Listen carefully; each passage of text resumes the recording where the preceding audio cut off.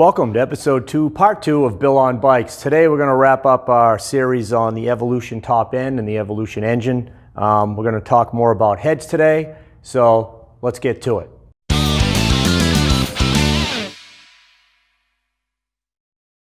Well, as you can see on our little resto project here on this Road King behind me, for time constraints I've already put the top end together. I have the new S&S cylinders on, reconditioned the heads. I have those on with the new 3-piece rockers. You know, I am pretty busy and I have to get these vehicles done for the customers, so that's kind of where I'm at. But luckily I have a set of 93 heads here off another Evo that we already sent out to be powder coated, so we can use these heads to talk about. And a few things to touch upon on our last video when we were talking about Evolution cylinders before we go on with the heads. I know some of you might see that I have the cylinders sitting here with the spigot down. Now I'm not reusing these two cylinders because one of them's definitely bad. It's not worth boring because it looks like the liner is shift, which we talked about. You always want to take your cylinders and set them down on the head gasket surface like that. Now you can see this set of cylinders over here that we've already powder coated, and then we're going to machine them, bore them 10 over. We'll be reusing these. That's why I have these actually sitting down on the head gasket. Reason that's important, if you're doing like a stock, let's say early, twin cam or even a 1550 big cam, it's not as important because the cylinder liner is pretty thick. But when you start getting into, let's say, S&S cylinders and you're doing a 107 or a 110 kit, these are almost paper thin. They barely get by, really. They get too thin, they crack. So, and that has been an issue on some of the Milwaukee 8 issues, Milwaukee 8 engines with the bigger cylinders. We have seen some cracking in the spigot area because it gets pretty thin and they get hot, and that's where you can run into some issues. So, save yourself any problems, set them down on the head gaskets. That being said, let's talk about the heads. So, Harley-Davidson now is getting away from the shovel head. We obviously came out with the Evolution engine. It was a whole new head design. It was made out of a 242 aluminum. Harley spent about $3.5 million on just new tooling for the heads alone. That was a lot for Harley-Davidson back in the day because they didn't spend a lot of money in the AMF days. They spent some, but not that much. That's why we had so many problems. There were so many issues in the AMF days that they had a place at York called the hospital, and any bikes that had problems, it'd be leaking or didn't run correctly, they'd take and put them in the hospital. Well, it got to the point where they couldn't keep up with it, so they said, well, we'll just ship it to the dealer. It wasn't uncommon for me to uncrate a bike. Back then they came in wooden crates and they were covered in plastic, and they also had a Cosmoline on them to protect them. Take them out of the crate and there'd just be a pool of oil sitting under them. They'd rather have the dealer fix it than actually for them spending the time to work on it. So it was real, those AMF days were really not fun. But anyway, so this was the new head, the Evo. Like I said, this is off of 93. The design changed in 93. They became what we call head breathers. So this hole here on the earlier models when they first came out in 84 was a blind hole, and the only thing that went in it was the backing plate screws for the carburetor. On 93 and later, they changed the rocker design in the breather system, so now some of the expended air and oil that comes up through the pushrod tubes as the pistons come down, that pressure has to go somewhere. Well, it goes up those pushrod tubes into a breather pocket, into the rocker box. This little reed valve would open up, allow the air and oil to pass. The excess oil was supposed to drain down a hole. It wasn't very efficient, actually. That's why we used to have a lot of oil carryover issues. And then the air would be exhausted through the breather bolt that would go in here, which was hollow, into the air cleaner. That's why a lot of you guys have probably dealt with oil carryover in your air cleaner. It's very common for the little umbrella valve, which I have the old parts here. This is there's two of these, one in each rocker box. They get very brittle, they get old, and they lose their flexibility, and they don't work as well, and you start even pushing more oil through them. Harley was pretty smart when they even designed the rocker boxes. The reason they're 3-piece, well, when they design an engine, they have to figure out, how do we make it more easier, for the technicians to maintain. So if they didn't have this 3-piece rocker box and it was somewhat of a solid deal, or maybe just a 2-piece like it is on the twin cam, we wouldn't be able to get them out of the frame. So on some of the models, on like the FLs, we don't have to tilt the motor forward mostly, but the FXRs we'd have to loosen the front motor mount, the motor goes forward to give us access to the back rocker boxes and to be able to pull that 3-piece rocker out of there. So they have to think of a lot when they're designing an engine, which is, I find it very interesting. Anyway, the new head design, the valves were set at about 58 degrees apart, which was new for Harley. Also, this very unique combustion chamber here. We went with a smaller exhaust valve. The intake was even close to the same size, maybe a little under what we were used to. But having a smaller exhaust valve actually helps with detonation, because now there's less heat sitting here. And one of the enemies of, like we talked about, of an engine is heat. So you want to get that heat out of there. You want a nice combustion event, but then you want to exhaust that heat. And they dealt with the Harley racing department is really what came up with a lot of this design. Also, here's our head gasket, and it sits on here like this. And you'll hear a lot about squish. Big in the Evos, big in twin cams, you hear a lot about squish. Squish is this deck right here. We like to have about 45 thousandths, maybe 40 thousandths. I find 35 to 40 thousandths to be the best range.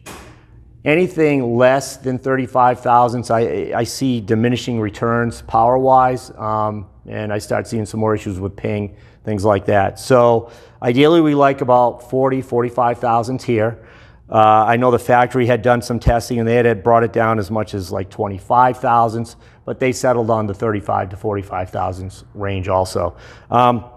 What that does, when your flat top piston comes up and it squishes your air fuel mixture here, it kind of sends a turbulent air this way, and it helps get everything swirling in here. And then when you have your spark, you have a really good combustion, nice clean combustion with a lot of downforce on the piston. And that's how these engines built power, and they were pretty good. You'll see a lot of performance guys will deck these. They'll port and polish the heads. They'll deck this area to get our 40 to 45 thousand squish, or some guys like a little less than that. They make different thickness head gaskets. This particular one is 45 thousandths, but that doesn't necessarily mean that I'm going to have 45,000 squish. The right way to really check it is put some clay on the top of the piston in this area, bring it up to top dead center, bolt the head down, take it apart, and then you measure your clay. And that would be the right way to get your squish. In a stock motor, we don't necessarily have to do that. But if we were doing any type of real cam work, ported polished heads, that's something that we would look at. So again, we had a lot of oil carryover issues. On the early, obviously from the shovel heads to the early Evos, you'll notice a breather hose that came out of the crankcase, and there's a breather gear in the case. It spins around and it's timed to the downstroke and the upstroke of the pistons.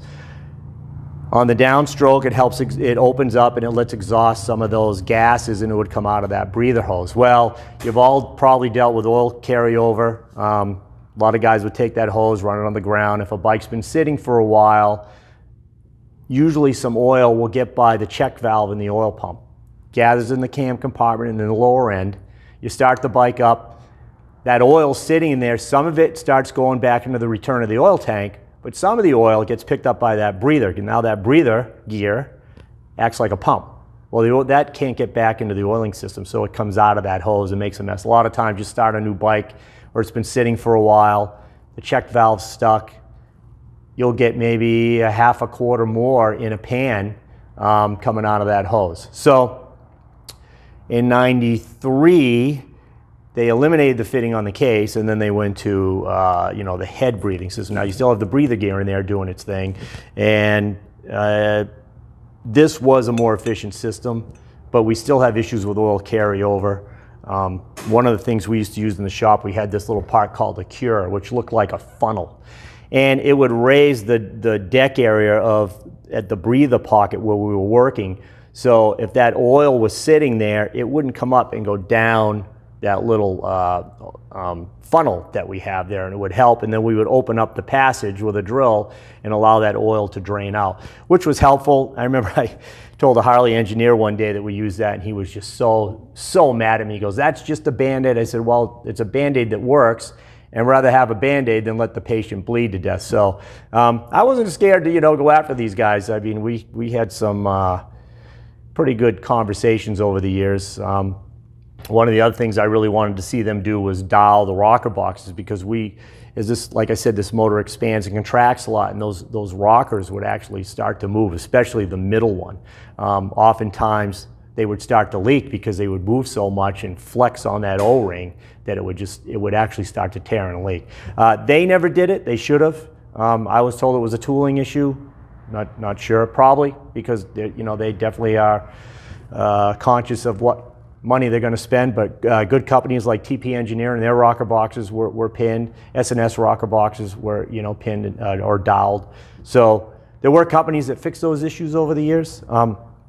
But the Evolution motor really did save Harley-Davidson, kept our dealership in business. I mean, we thrived after the Evolution engine came out. It was a good thing. And of course, the shovel head went away in 1995 was the last run of them. I don't remember the exact date, but I know there is a picture with Willie with the last one on the line. I think that was it for the shovel. And the Evo really carried them to 99, obviously, when the twin cam came out. And now we have the Milwaukee 8, which is a great motor. If you can work on an Evolution engine, you can work on a twin cam, you can work on an M8. They're all similar.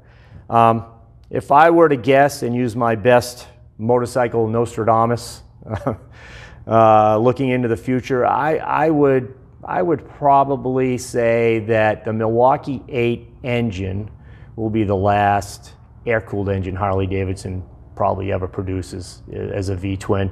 It's just the nature of the beast. The EPA, we're going to liquid cooling, electric bikes. I just think it's the end of an era is not that far away. It'll probably be the end of my career, and I probably have maybe 10 more years of this or so.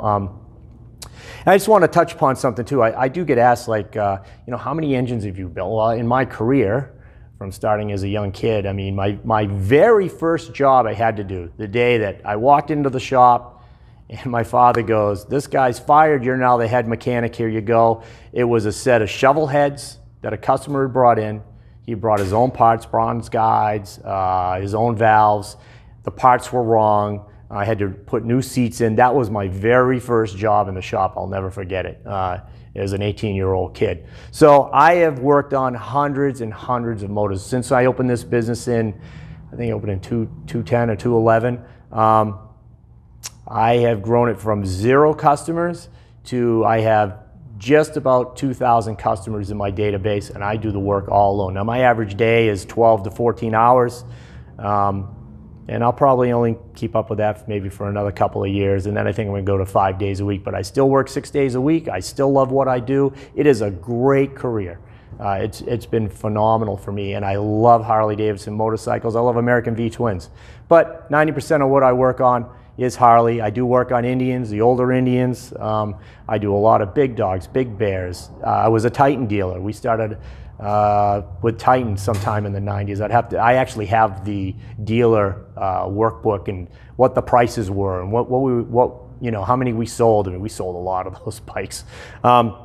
And we'll get into all that. I'm also going to do a really good video on the Evolution and shovel breather system and how that worked. And we'll we'll roll that into the twin cams and look at how that breather system works, and even into the Milwaukee 8. So that's going to be it for now. Make sure you check us out on Facebook. Give us a thumbs up.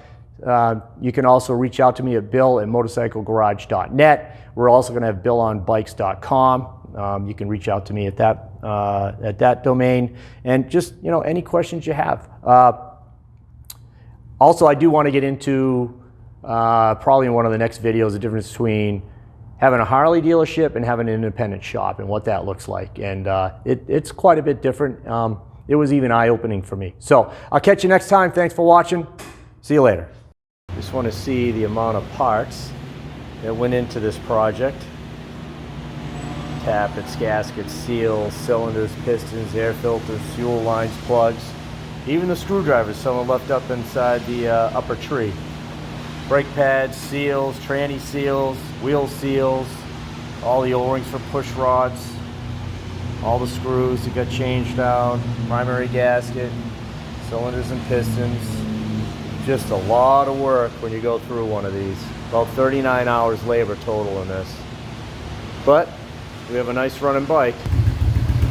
Here's our finished 96 Road King.